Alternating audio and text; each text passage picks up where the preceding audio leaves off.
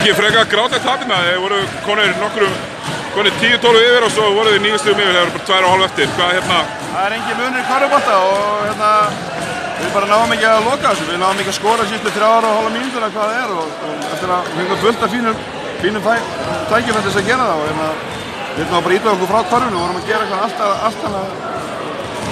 Fórum bara út af því sem við vorum að gera, bæði varnarlega og sóknarlega. Já, það er náttúrulega risa kólarn í lokin sem að fyrst ætlar að setja Helga á línuna og svo fara að skoða og snúa þér. Voru við búin að útskýra eitthvað fyrir? Hvers vegna snúa þér villur?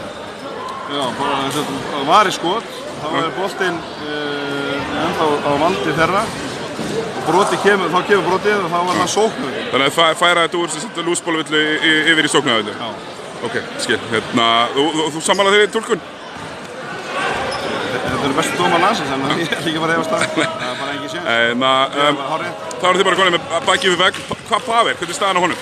Þetta er ekki gott. Það er bara mjög slemmt að missa Pavel og það er búin að vera bara okkar bara miðja í okkar leik á báðum endum. Og ég bara veit ekki nákvæmlega. Ég veit ekki, þetta er kálfinn á honum aftur og ég vona bara okkar teiminn á að bjarga honum í gang aftur.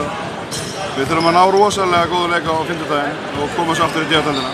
Já, við vorum uppið vandræðum í síðasta lok fjórða og svo alla framlíkinguna með að generita þessi skot sem við vildu undir. Þið fengu þarna nokkra galopna þrista sem að það er nú sennilega að loka leiknum. Leikur mist lík eins og þetta er. Það er ekki nóg að fá, það var að nota það og okkur vantaði bara aðraðan eftir að klára það. Takk í.